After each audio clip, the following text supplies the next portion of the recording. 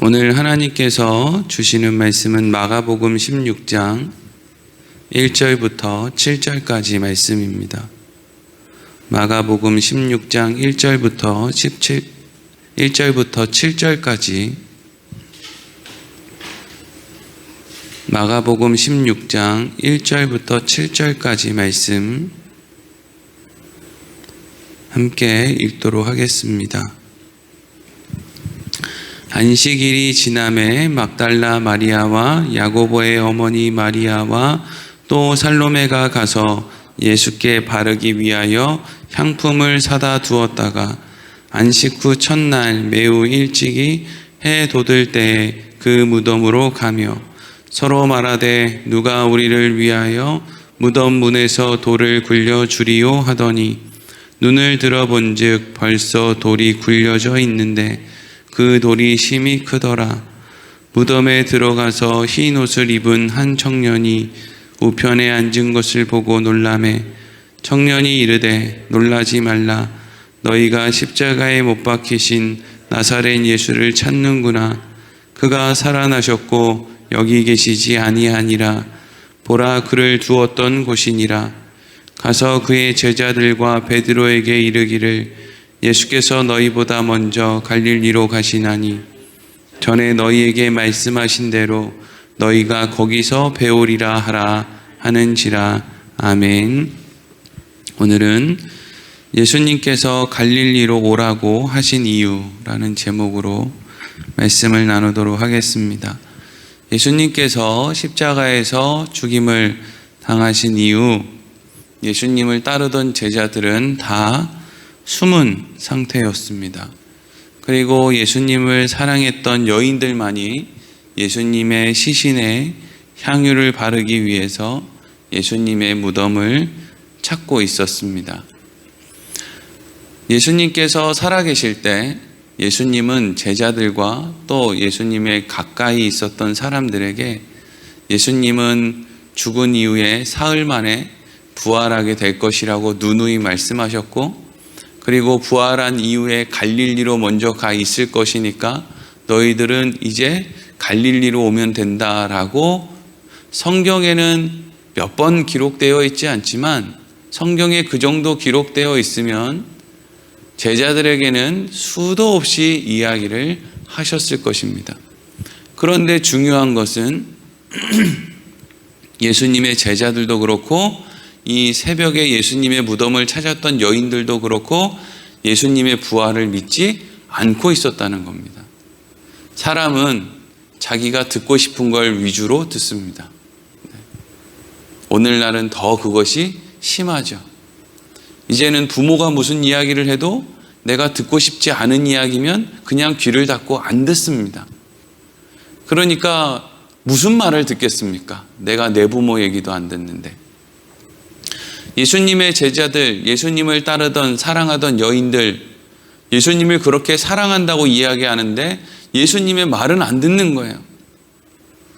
사람들이 막 이런 식으로 표현하는 게 있어요. 새벽 미명에 여인들이 예수님을 사랑하는 마음으로 무덤을 찾은 것이 얼마나 귀합니까? 아니요, 하나도 귀하지 않아요. 그런 쓸데없는 사람들이 있나요? 예수님이 내가 부활하면 갈릴리로 먼저 가 있을 테니까 너희들 그리로 와 라고 했으면 새벽 미명에 향유 들고 새벽에 무덤으로 올 것이 아니라 갈릴리로 가야지. 왜 거기서 얼쩡거리고 있냔 말이에요. 그게 뭐가 아름답냔 말이에요. 그게 뭐가 그렇게 귀하냔 말이에요. 하나도 안 귀하잖아요. 예수님은 부활한 이후에 갈릴리로 갈 테니까 너희들 그리로 와. 그럼 제자들도 여인들도 그리로 오길 바라지, 향유 바리바리 싸들고 예수님 무덤에 와서 눈물 뚝뚝 흘리면서 어휴 우리 예수님 불쌍해서 어쩌나 이거 하라고 한 거 아니란 말이에요. 그럼에도 불구하고 우리가 성경을 볼 때 우리를 참 오해하기 쉽게 만드는 대목은 뭐냐 하면 하나님께서는 하나님을 사랑하는 그 동기를 가지고 어떤 행동을 하면 많은 부분에 있어서 우리가 오해할 수 있을 정도로 우리에게 반응을 해 주신다 하는 거예요. 분명히 예수님이 부활하신 다음에 예수님의 말씀대로 하는 것은, 올바르게 행동하는 것은 갈릴리로 가는 거였지만, 예수님을 따르던 여인들이 향유를 들고 그날 새벽에 무덤을 찾는 것은 100번 잘못하는 일이었지만, 그 중심에 예수님을 사랑하는 마음으로 향유를 가지고 무덤을 찾았을 때 하나님께서는 그 여인들의 행동을 나무라는 것이 아니라 오히려 천사를 통해서, 그리고 부활하신 예수님을 만나게 해주시는 것을 통해서 열매를 맺게 해주셨다는 것이죠. 그 행동이 잘해서 그런 게 아니고 그냥 그 동기를 하나님이 예쁘게 보셔서 그렇게 해주신 거예요. 그러니까 여러분, 우리가 오해하지 말아야 될 것은, 예를 들면 교회에 나온 지 얼마 안 된 사람이 하나님, 제가 하나님의 살아계심을 잘 모르겠습니다. 그러니까 제가 하나님을 믿을 수 있게 내 인생에 이런 문제가 있는데 이거를 좀 해결해 주십시오 라고 기도를 한다고 한번 생각해 보세요. 그래서 하나님께서는 사실 그런 식으로 하나님 앞에 접근하는 건 잘못된 일이거든요. 누가 창조주에게 피조물 따위가 당신을 확인할 수 있게 나에게 뭔가를 보여달라고 감히 이야기할 수 있습니까? 그런데 그 동기가 내가 하나님을 믿고 싶으니까, 하나님 말씀대로 살고 싶으니까 나한테 확인을 좀 시켜달라고 한 것이 동기였단 말이죠. 그래서 하나님은 그냥 그 동기가 예뻐서 그 기도에 한 번 혹은 두 번 혹은 여러 번 기도에 응답을 해 주실 수 있단 말이죠. 근데 그걸 오해해서, 하나님은 내가 이렇게 기도하면, 새벽에 기도하면, 철야에 하며 기도하면 하나님은 내 기도에 답을 해 주실 수밖에 없는 분이구나 라는 식으로 가는 것을 하나님이 원치는 않는다는 것이죠. 하나님이 우리의 동기를 불쌍하게 또 예쁘게 봐주시는 것과 그것이 옳은 것과는 다르다는 것이죠. 예수님께서 계신다고 생각하는 곳으로 여인들이 향유를 들고 찾아가면서 이런 얘기를 해요. 우리가 지금 가기는 가는데 그 무덤에 있는 큰 돌문은 어떻게 하지? 그러니까 참 대책 없이 가는 거예요. 대책 없이. 그 돌문은 누가 굴려주지? 우린 그걸 어떻게 열지? 근데 그거에 대한 답도 없는데 일단 가보자 이러고 이제 여인들이 갔단 말이죠. 그런데 거기 갔는데 무덤 문이 열려 있었다는 거예요. 큰 바위로 되어 있는 무덤 문이 열려 있었다는 것이죠. 그리고 그곳에서 있었던 일을 오늘 5절에서 7절이 이렇게 기록하고 있습니다. 읽겠습니다. 5절에서 7절 시작. 무덤에 들어가서 흰옷 입은 한 청년이 우편에 앉은 것을 보고 놀라매 청년이 이르되 놀라지 말라. 너희가 십자가에 못 박히신 나사렛 예수를 찾는구나. 그가 살아나셨고 여기 계시지 아니하니라. 보라, 그를 두었던 곳이니라. 가서 그의 제자들과 베드로에게 이르기를 예수께서 너희보다 먼저 갈릴리로 가시나니 전에 너희에게 말씀하신 대로 너희가 거기서 배우리라 하라 하는지라. 아멘.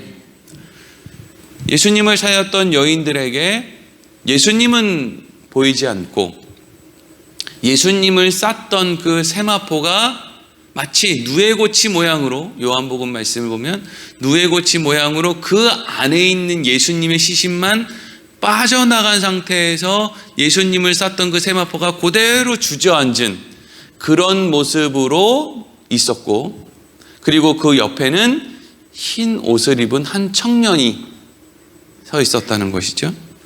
그러면서 그 청년이, 그 천사가 여인들에게 뭐라고 합니까? 너희들이 십자가에 못 박히신 나사렛 예수를 찾는구나. 그가 살아나셨다.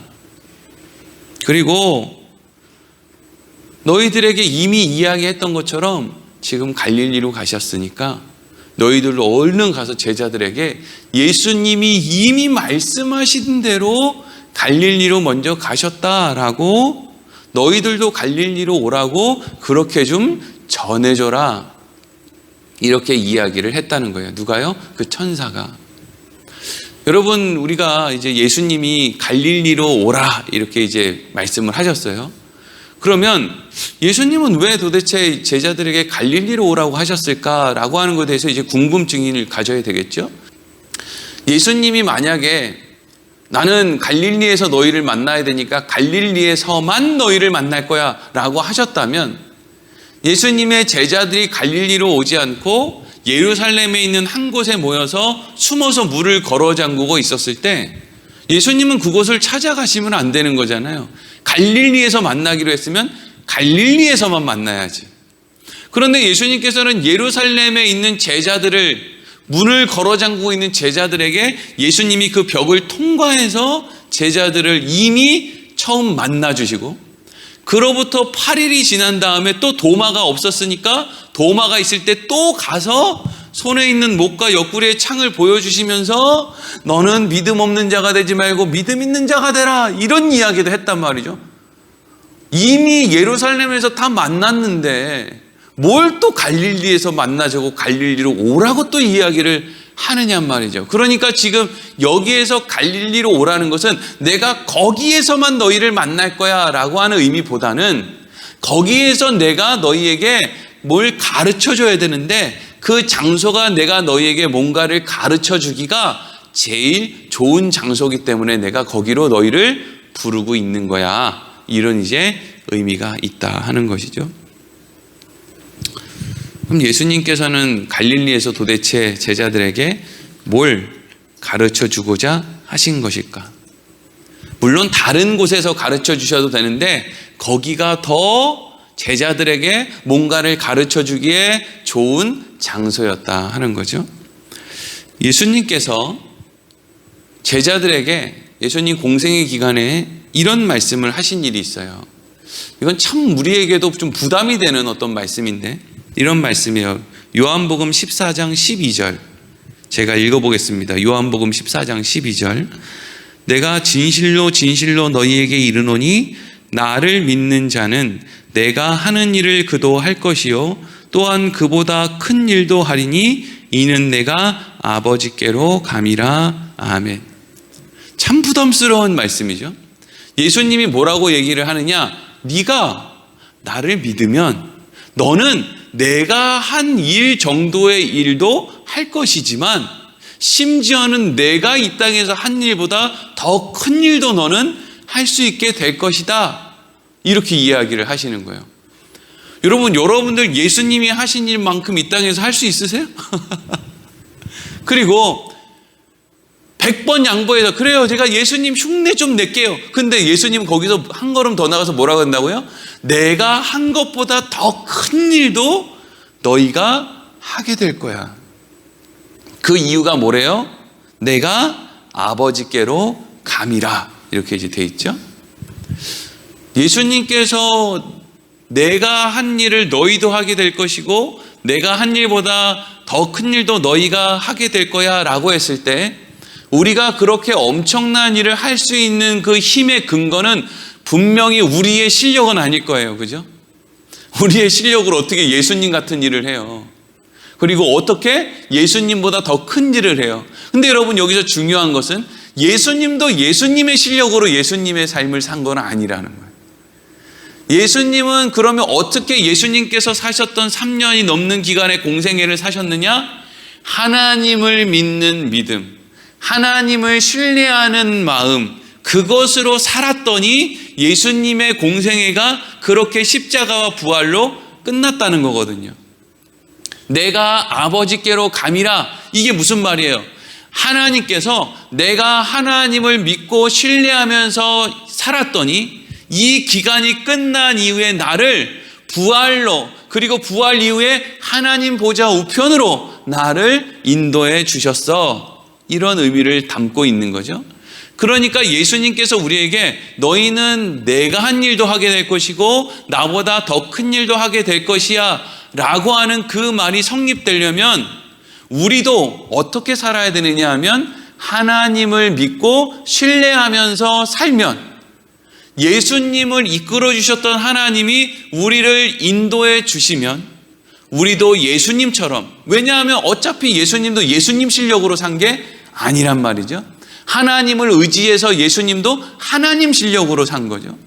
그러니까 우리에게도 그렇게 얘기하는 거예요. 너희도 니네 실력으로 사는 것이 아니라 아버지를 믿고 신뢰하는 마음으로 살면 너희는 내가 한 일도 하게 될 것이고 내가 한 일보다 더 큰 일도 하게 될 거야 라고 말을 하고 있다는 거죠.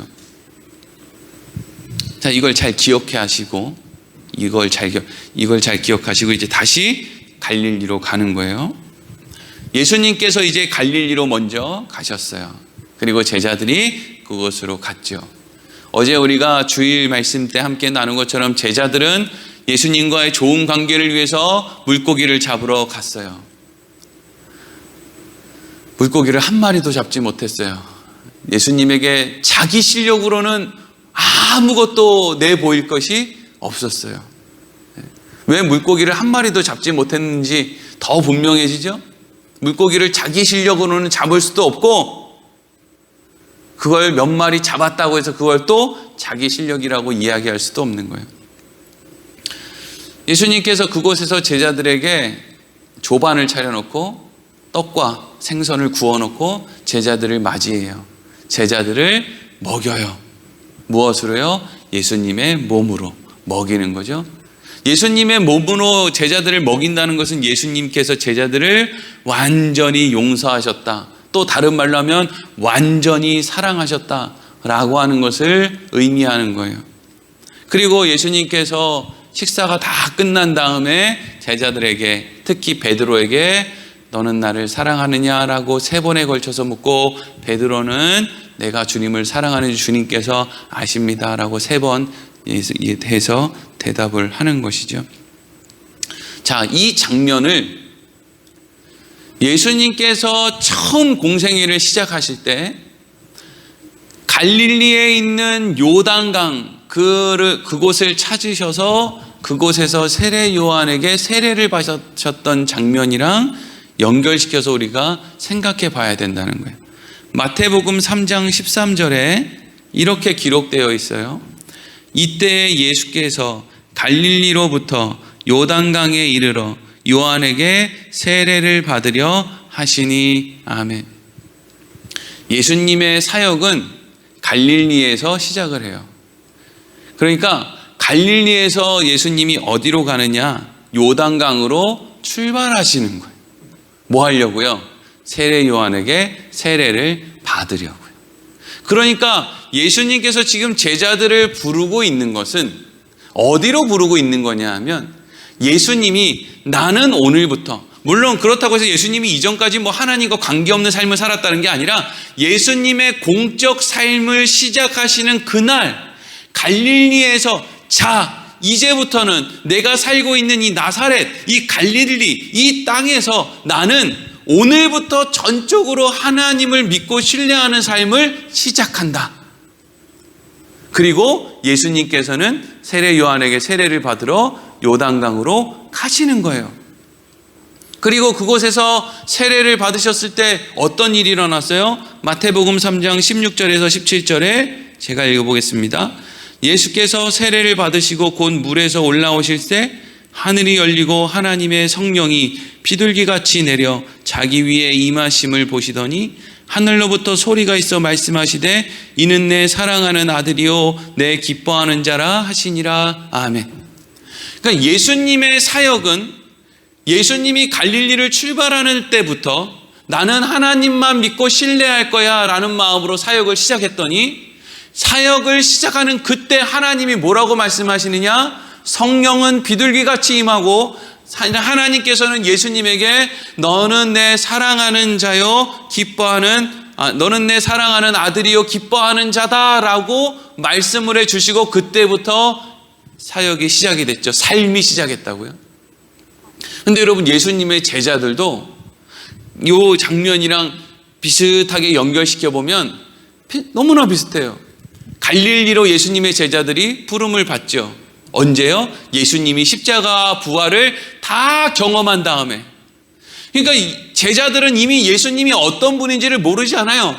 하나님이 예수님을 통해서 어떤 분인지를 제자들이 모르지 않는다고요. 그리고 그곳에 온 제자들에게 예수님께서는 친히 예수님은 성령이 비둘기같이 임하고 하나님의 음성을 통해서 뭔가를 지금 공급받았지만 제자들은 성령과 하나님이 해주신 것보다 훨씬 더 구체적인 의미의 행동을 예수님이 지금 제자들에게 더 구체적으로 해주고 있는 거예요.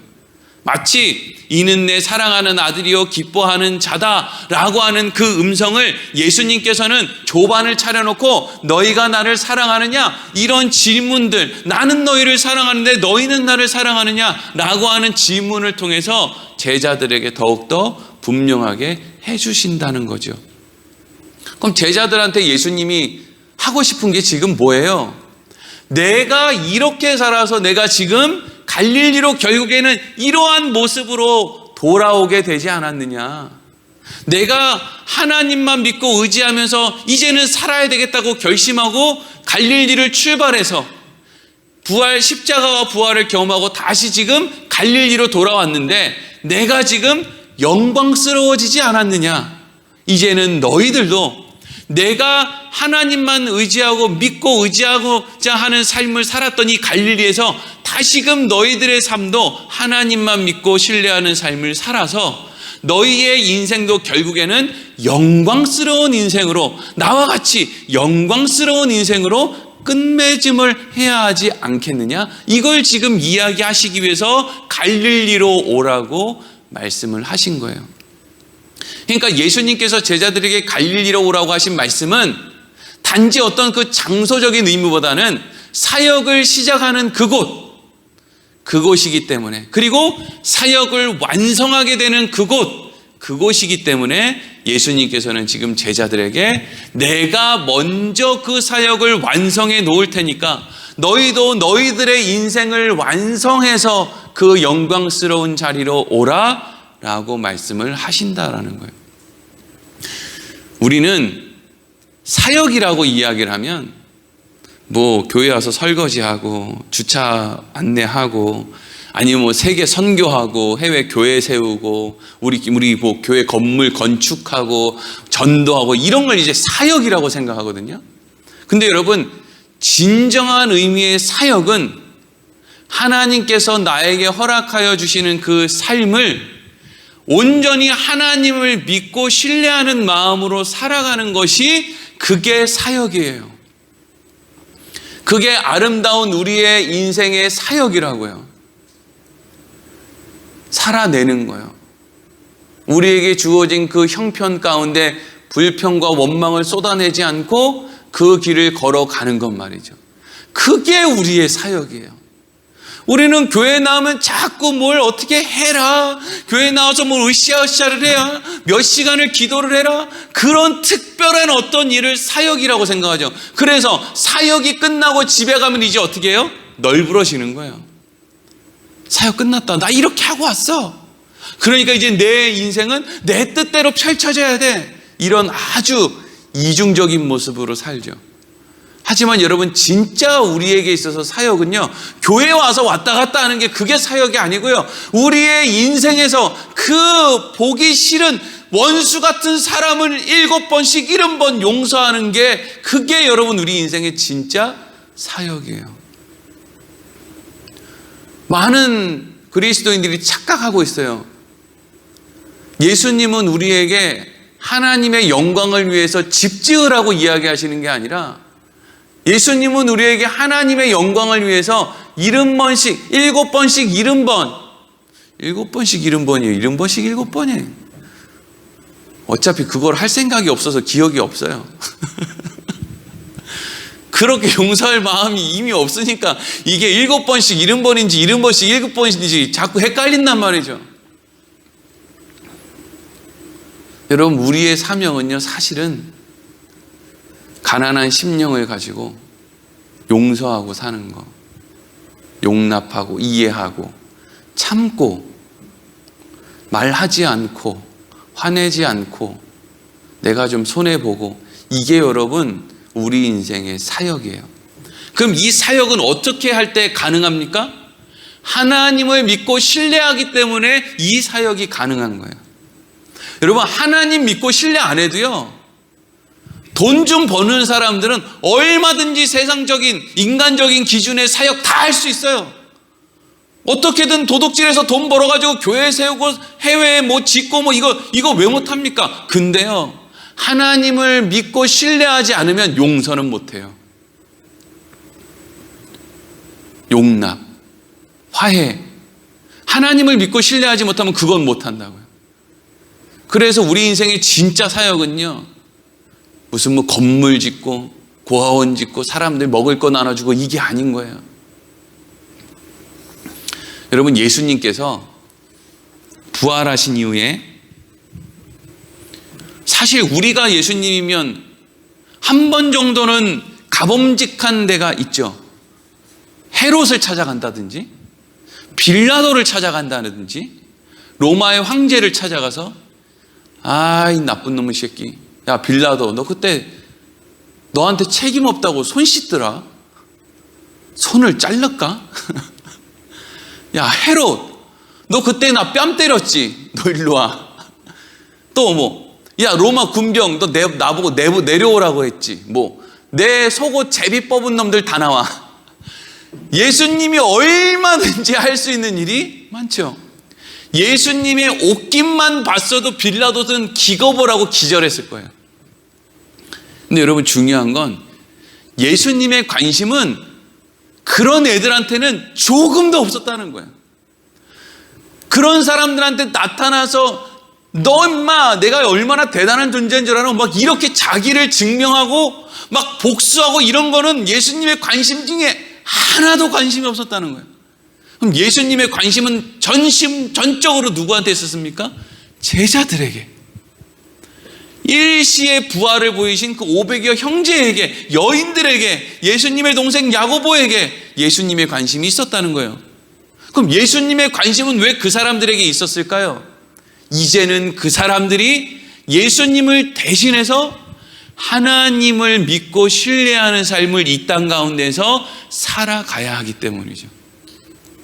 우리의 실력으로 업적을 이루라는 것이 아니라 하나님이 예수님을 인도하시듯이 우리를 인도해 가실 때 그것에 순종해서 사는 삶을 살게 되는 것. 먼저 가신 예수님께서는 뒤에 따라올, 예수님의 뒤를 따라올 그 사람들이 결단해서 따라오는 게 아니라 하나님의 인도하심을 따라 예수님의 뒤를 따라오게 될 그 사람들.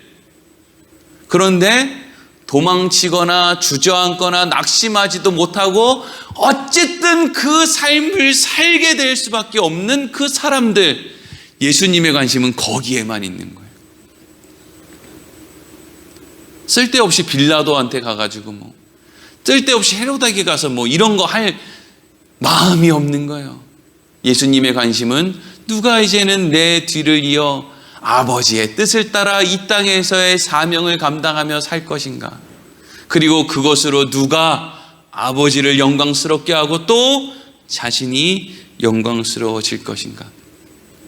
예수님께서 갈릴리에서 제자들에게 조반을 차려주시고 너희가 나를 사랑하느냐라고 묻는 이 질문을 통해서 중요한 의미가 또 하나 담겨 있는데요. 우리가 하나님을 믿고 신뢰하는 삶을 살아가기 위해서 하나님께서 우리에게 끊임없이 공급해 주시는 것은 무엇이냐 하면 일용할 양식과 우리를 사랑하는 거예요. 하나님이 우리에게 주시는 거예요. 우리의 사명을 위해서 하나님이 공급해 주시는 것 두 가지죠. 일용할 양식과 내가 너를 사랑한다라는 것을 늘 알 수 있게 해주시는 것. 여러분, 예수님도요 넉넉하게 못 먹었어요. 예수님 맨날 그러잖아요. 뭐 여우도 뭐 굴이 있고 뭐 새도 머리 뭐 깃들일 곳이 있는데 인자는 머리 둘 곳이 없다. 왜 그렇게 인자는 머리 둘 곳이 없어요? 예수님, 하나님이 그렇게밖에 공급을 안 해주신 거예요. 왜요? 그것이 하나님이 보았을 때 예수님에게 필요한 것이었기 때문이죠. 그 여러분, 우리가 우리 인생 가운데 하나님을 믿고 신뢰하는 삶을 산다는 것이 무엇을 의미하는 건지, 하나님이 우리에게 정말 공급해 주시고자 하는 것이 도대체 무엇인지 우리는 그것을 바르게 알 때 하나님을 상대로 무슨 노름과 같은, 투기와 같은 그런 모습의 신앙생활을 이제는 뛰어넘어 예수님이 걸어가신 그 길을 우리도 걸어 내가 한 일도 할 것이고 내가 한 것보다 더 큰 일도 하리라 라고 하신 그 예수님의 말씀을 우리가 이룰 수 있는 그러한 삶을 살게 될 것이다 하는 것이죠. 오늘 말씀 마치도록 하겠습니다. 기도하겠습니다.